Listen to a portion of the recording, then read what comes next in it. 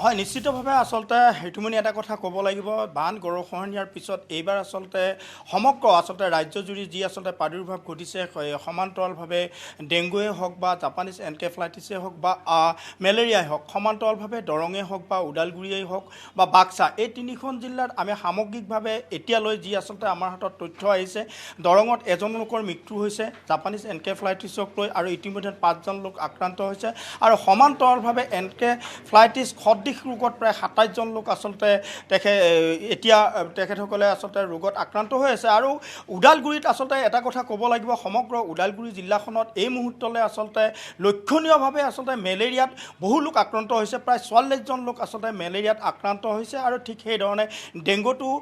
3জন লোক আৰু জাপানীজ এনকেফেলাইটিছত 2জন লোক আচলতে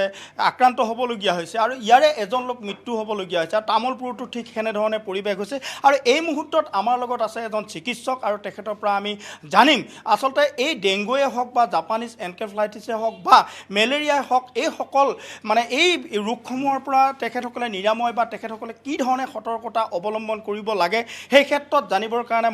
মোৰ লগত আছে চিকিৎসক উৎপল বৰুৱা ডাঙৰীয়া মই তেখেতৰ ওচৰলৈ যাম আৰু তেখেতৰ পৰা মই পোনে পোনে কথাখিনি জানিম ছাৰ সমগ্ৰ ৰাজ্যজুৰি আচলতে বিশেষকৈ আচলতে জুন জুলাই আগষ্ট ছেপ্টেম্বৰ এইকেইটা মাহ আচলতে এনেধৰণৰ সমস্যাত ভুগি থাকিবলগীয়া হয় আৰু তাৰ কাৰণে কি ধৰণে চিকিৎসা বা আপোনালোকৰ চিকিৎসালয়ে তেনেধৰণৰ মোকাবিলা কৰিব পৰা এটা ব্যৱস্থা গ্ৰহণ কৰিছে কিন্তু তথাপিও জনসাধাৰণ আচলতে সজাগ আৰু সতৰ্ক হ'ব লাগিব এই ক্ষেত্ৰত কি আচলতে কৰিবলগীয়া হয় পোনপ্ৰথমে হৈছে আমি জনসাধাৰণৰ ওপৰত এৱাৰনেছটো আনিব লাগিব কাৰণ এতিয়া আপোনাৰ এই জুন জুলাই আগষ্ট মাহ এইটো বানপানী ছিজন আৰু দ্বিতীয়তে এই ছিজনত কি হয় আপোনাৰ এই তিনিবিধ যেনেকৈ মেলেৰিয়া ডেংগু আৰু জাপানীজ এনকেফেলাইটিছ এই তিনিবিধ ৰোগৰ প্ৰাদুৰ্ভাৱটো খুব বেছি হয় আৰু বিশেষকৈ আপোনাৰ যিটো জাপানীজ এনকেফেলাইটিছ এইটো কিউলেক্স জাতীয় মহে কামুৰিলে হয় গতিকে এই মহটো ক'ৰ পৰা তেওঁলোকে বংশবৃদ্ধি হয় কেনেকুৱা এটা অৱস্থাত তেওঁলোকে বা মহে কণী পাৰে গতিকে যিখিনি চ'ৰ্চৰ পৰা তেওঁলোকে কণী বা আদি পাৰে সেইবিলাক বস্তু আমি মানে চাফ চিকুণ কৰি ৰাখিব লাগিব যাতে সেইখিনি স্থান আমি সেইখিনি টোটেলি আমি আউট কৰিব লাগিব আৰু বিশেষ ক্ষেত্ৰত আপোনাৰ যিবিলাক ষ্টেগনেণ্ট ৱাটাৰ থাকে ধৰক ড্ৰেইন আদিৰ ক'ৰবাত ধৰক আপোনাৰ পানী বটল পেলাইছে আধাকে পেলাইছে টায়াৰৰ পৰা আদি আৰু বিশেষকৈ আপোনাৰ দেখিব আপোনাৰ বেছিভাগ ঠাইত দেখিব ড্ৰেইনৰ কাৰণে কাৰণ আমাৰ যিবিলাক আপুনি পায় চহৰ বা য'তেই হওক ড্ৰেইনবিলাকত যিটো দেখিব আপুনি পানীবিলাক পাইছে মানে ষ্টেগনেণ্ট হৈ থাকে আৰু ডেংগু জাপানীজ এনকেফেলাইটিছটো কেনেধৰণে হয় আমি গম পোৱা মতে গাহৰি গঁড়ালে হওক বা যিকোনো জীৱ জন্তু তেখেতসকলে যেতিয়া নেকি কামুৰি আহে আৰু এই ক্ষেত্ৰত কেনেধৰণৰ সজাগতা অৱলম্বন কৰিব লাগে নাই এই ক্ষেত্ৰত আমি মহটো ক'ৰ পৰা মানে ক'ত কণী পাৰিছে চ'ৰ্চখিনি আমি প্ৰথমতে মানে আইডেণ্টিফাই কৰি ল'ব লাগিব তাৰপিছত এই চ'ৰ্চখিনি কণীবিলাক আমি কেনেকৈ ডিষ্ট্ৰয় কৰিব পাৰোঁ আজিকালি ধৰক এনেকুৱা চেনেল কিছুমান আপোনাৰ ব্যৱস্থা আছে ধৰক ড্ৰেইন আদি চাফ চিকুণ কৰিব লাগিব ব্লিচিং পাউডাৰ আদি দিব লাগিব আৰু বাকী যিবিলাক ডিছইনফেক্টেণ্ট আছে সেইবিলাক আমি ইউজ কৰিব লাগিব কাৰণ কথা হ'ল আমি মানে কি ৰৈ থকা পানীত আমি এই মহে যাতে কণী পাৰিব নোৱাৰে সেইখিনিৰ পৰা আমি একদম সাৱধান থাকিব লাগিব আৰু যিবিলাক আপোনাৰ গাহৰি ফাৰ্ম আছে গৰুৰ গোহাল বা ছাগলীৰ গোহাল তাতো আপোনাৰ মহৰ উৎপত্তিটো খুবেই বেছি হৈছে গতিকে আমি এইবিলাক কেনেকৈ চাফ চিকুণ কৰি আমি কেনেকৈ জনসাধাৰণক মানে সজাগতাৰ কাৰণে আমি তেওঁলোকক মানে উপদেশ এটা দিব লাগিব হয় আচলতে নিশ্চিতভাৱে আচলতে এটা কথা ক'ব লাগিব ঋতু আচলতে সমগ্ৰ আচলতে বিশেষকৈ ক'ব লাগিব এই যি আচলতে জাপানীজ এনকেফেলাইটিছ হয় আৰু এই জাপানীজ এনকেফেলাইটিছৰ এনেধৰণৰ কথা আচলতে এই সময়ত বিশেষকৈ জুন জুলাই আগষ্ট ছেপ্টেম্বৰ আচলতে বিভিন্ন ঠাইৰ পৰা বিভিন্ন ধৰণৰ চৰাই ইয়াত আহে বিশেষকৈ বগলী আৰু এই বগলীয়ে হওক বা গাহৰিয়ে হওক গঁড়ালে হওক বা যিকোনো জীৱ জন্তুক আচলতে এই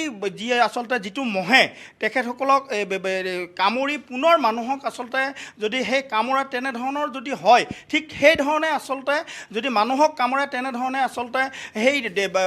জাপানীজ এনকেফেলাইটিছ হ'ব পাৰে বুলি ইতিমধ্যে ইয়াৰ যিসকল চিকিৎসা বিভাগৰ তেখেতসকলৰ এখন কমিটি থাকে আৰু তেখেতসকলে সেইধৰণে আচলতে বিভিন্ন ঠাইত গাঁৱৰ বিভিন্ন ঠাইত বা চহৰৰ বিভিন্ন ঠাইত তেখেতসকলে এৱাৰনেছ কৰিছে সজাগতা সভা কৰিছে আৰু সমান্তৰালভাৱে সমগ্ৰ অকল সেয়ে নহয় বিশেষকৈ চহৰীয়া অঞ্চলত এই ধৰণৰ প্ৰভাৱ হয় আৰু এজন আছে চিকিৎসক মই তেখেতৰ ওচৰলৈ যাম বিশেষকৈ ক'ব লাগিব এই ধৰণৰ বিভিন্ন অসুবিধাৰ সন্মুখীন হয় বা সতৰ্ক অৱলম্বন কৰিবলগীয়া হয় কি ক'ব এই মুহূৰ্তত আমাৰ একচুৱেলি হেল্থ ডিপাৰ্টমেণ্টৰ লগত ভেটেনাৰী ডিপাৰ্টমেণ্টক জইনলি প্ৰগ্ৰেমবিলাক চলাই আছে আৰু জাপানীজ এনকেফেলাইটিছৰ কাৰণে আমাৰ গাহৰিত ভেকচিনেশ্যনৰ সুবিধা আছে এই সুবিধাও আমাৰ ভেটেনাৰী ডিপাৰ্টমেণ্টৰ পৰা দিয়া হয় এই হিচাপত আমাৰ হেল্থ ডিপাৰ্টমেণ্ট আৰু ভেটেনেৰি ডিপাৰ্টমেণ্ট দুয়োটাই জইণ্টলি বহুত জেগাত এৱাৰনেছ প্ৰগ্ৰেমো ইতিমধ্যে